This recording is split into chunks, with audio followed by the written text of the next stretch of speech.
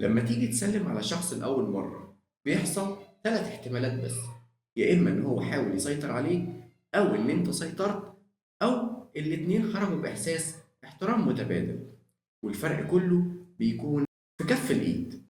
فلما اتنين يجوا يسلموا على بعض وكل واحد فيهم خصوصا يعني لما يجي يحاول يفرض سيطرته على التاني، فبيحصل ما بينهم مجازا كده زي صراع صامت. كل واحد فيهم بيحاول يقلب كف ايد التاني، يا اما لسيطرة او لخضوع. ولو الاتنين متساويين بينتج عن الوضع دوت مصافحة بتخلي كف الايد في الوضع الرأسي. فوضع دوت اللي هو وضع كف الايد الرأسي دوت هو اقوى واذكى وضع للمصافحة. ليه؟ لانه بيخلق احساس بالمساواة والاحترام المتبادل من غير خضوع ولا عدوانية. وكمان ده اللي بيخليك تخش أي علاقة وأنت مرتاح وواثق.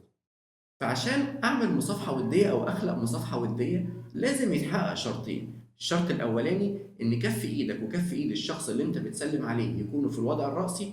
الشرط التاني إن قوة الضغط اللي بتضغط بيها تكون مساوية لقوة الضغط اللي بيضغط بيها الشخص اللي قدامك. ليه؟ لأن قوة ضغط زيادة بتتفهم على إنها عدوانية، وقوة ضغط ضعيفة بتتفهم على إنها ضعف، أو قوة ضغط قليلة بتتفهم على إنها ضعف.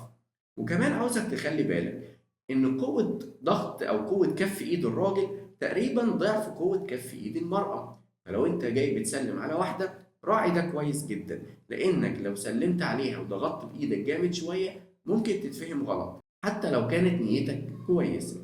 طيب، لو حسيت إن حد حاول أو عاوز يسيطر عليا من خلال إن هو يقلب كف إيدي أو إنه يضغط عليا، أعمل إيه؟ في البداية خليني أقول لك إن الشخص اللي بيحاول يفرض سيطرته على التاني دوت بيعمل حاجات معينة عشان تساعده إن هو يفرض سيطرته. فمثلا لو جينا يعني من ضمن الطرق اللي هو بيعملها، يعني لو أنت مثلا جيت قابلت شخص في الشارع وكانت المسافة ما بينكم كده، فالطبيعي إن الاتنين لما يشوفوا بعض بيمشوا مسافة بنفس الريتم وبنفس عدد الخطوات لغاية ما يتقابلوا في نقطة معينة عشان يعرفوا يسلموا فيها على بعض. اما الشخص اللي هو عاوز يفرض سيطرته تلاقيه ممكن ما يعملش الحركه دي. ممكن يعمل ايه؟ لو انتوا مثلا كده وماشيين مع بعض في بنفس الريتم الخطوات وبنفس المسافات، فجاه بتلاقيه وقف ومد ايده، بس ايده دي خلت برضه ان في مسافه او ما كانتش كافيه ان انت تعرف تسلم عليه. فبتضطر ان انت تمد رجلك او توسع خطوتك شويه عشان تقرب من ايده وتبدا تسلم عليه. والغلط اللي كتير مننا بنعمله ان معظم الرجاله او معظم الناس عموما لما بتيجي تسلم على حد بتحرك رجليها اليمين لقدام. فلو حد شاف الصوره من بعيد وشاف الوضع ده وهو بيسلم عليك ان الشخصين بيسلموا على بعض، هيبان جدا ان الشخص اللي واقف ومد ايده بدري هو اللي مسيطر عليك. طيب، عشان احل الموقف دوت اعمل ايه؟ ببساطة جدا، لو الشخص دوت فضل واقف ومد ايده ولسه المسافة بعيدة، خليك زي ما انت وما تتحركش بسرعة وتعلي الريتم بتاعك. امشي بنفس الخطوات بتاعتك وبنفس الثقة لغاية اما توصل للنقطة اللي ايدك فيها تطول ايده، وساعتها ما تمدش رجلك اليمين، بل بالعكس خد الخطوة الأخيرة برجلك الشمال وبعديها سلم عليه بإيدك اليمين، وحرك رجلك اليمين بحيث إنها تقف جنب رجلك الشمال. وده ببساطة بيخلق زاوية السيطرة وبيدي إحساس أو بيخلي المصافحة منصفة ومتوازنة للطرفين.